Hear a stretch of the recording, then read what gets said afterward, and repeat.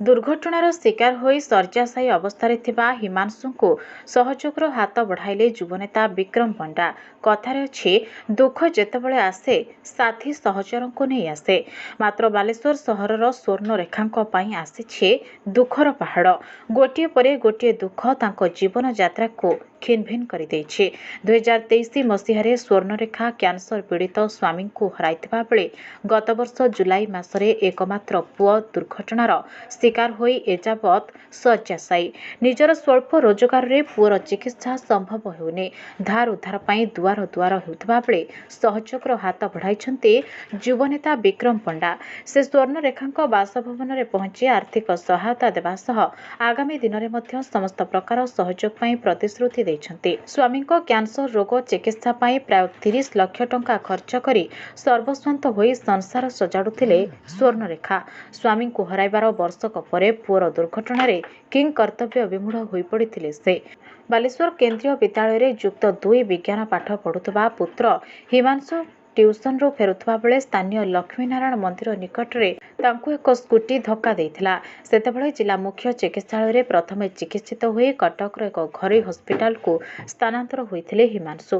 प्राय 10 लाख टंका खर्च दीर्घ दिनर चिकित्सा परे से घर को फेरिचंती, मात्र एबे भी से संपूर्ण शय्याशायी। तांकर एबे फिजियोथेरापी चिकित्सा चली। संपूर्ण सुस्थ होगाकू आहुरी अनेक दिन लागिबो बोली डाक्तर कहउछन्ते।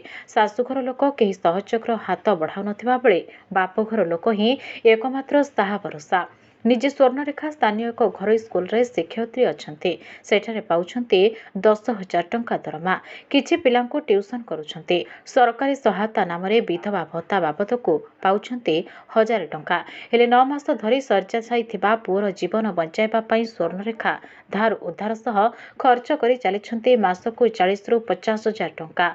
एमिति से केते दिन पुअर चिकित्सा करिवे एहा तांको पई एबे विराट प्रश्न छेड़ा करिछि। एने से विधायकों निकटरू किछि आर्थिक सहायता पाइबा सह तांको परामर्श रे मुख्यमंत्री अभियोग प्रकोष्ठ रे आवेदन करथिले, मात्र तांको आवेदन खारज हो जाइथिबा स्वर्णरेखा कहिसंते। तेनु बदान्य व्यक्ति माने तांको पुअर चिकित्सा निमंते सहयोगर हाथ बढ़ाइबाकू स्वर्णरेखा निवेदन करिसंते।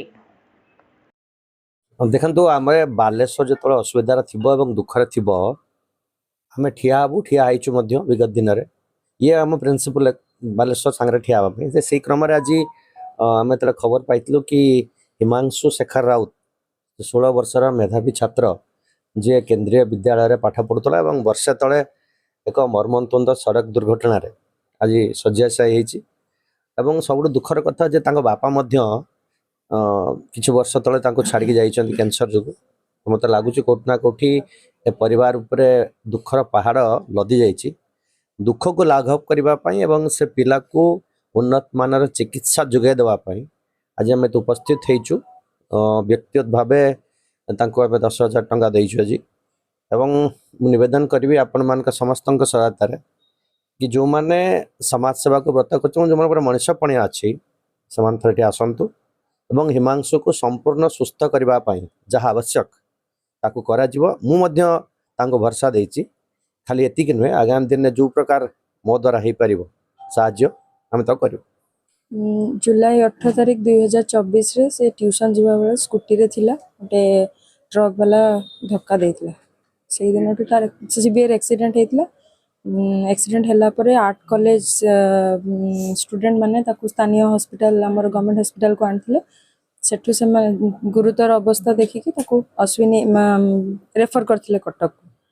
कटक अश्विनी रे ता ट्रीटमेंट चलथले एबे मध्य चलची। फास्ट पूरा कोमा रे थिला, हाथ गोड़ किछि मूवमेंट नथला, बे सेमी कोमा स्टेज को आसलानी। डॉक्टर को कहया कथा टिके टाइम लागियो भलो हबो, किंतु केते टाइम लागिबो सेटा डॉक्टर किछि कहि पार नांती। तंकर प्रत्येक मास ता पछरे 40 रु 50,000 बाका बाकी खर्च होछि। फिजियोथेरापी टा तार मेन एबे ट्रीटमेंट चलछि आ न्यूरो मेडिसिन टा चलछि।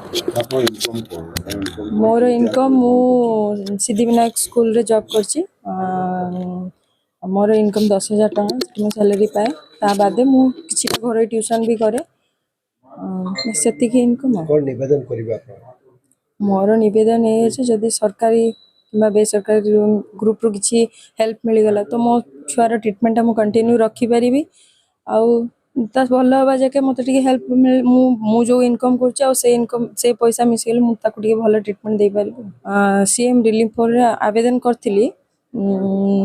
ସେପ୍ଟେମ୍ବର ମାସ ମୁଁ ସେ ଆପ୍ଲିକେସନ୍ ଫର୍ମ ଜମା କରିଥିଲି। ମୋତେ ଡିସେମ୍ବର ମାସ ନଭେମ୍ବର ଲାଷ୍ଟ ୱିକ୍ କି ଡିସେମ୍ବର ମାସ କୁହାଗଲା ଯେ ଆପ୍ଲିକେସନ୍ ଫର୍ମ ରିଜେକ୍ଟ ହେଇଗଲା, କିନ୍ତୁ ମୁଁ ଜାଣିନି କେଉଁ ବେସିସ୍ରେ ରିଜେକ୍ଟ ହେଇଛି।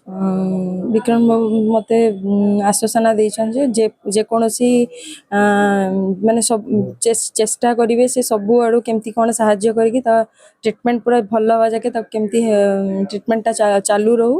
ଆଉ ମୋତେ ଆଜି ସାହାଯ୍ୟ ବି କରିଛନ୍ତି ସେ।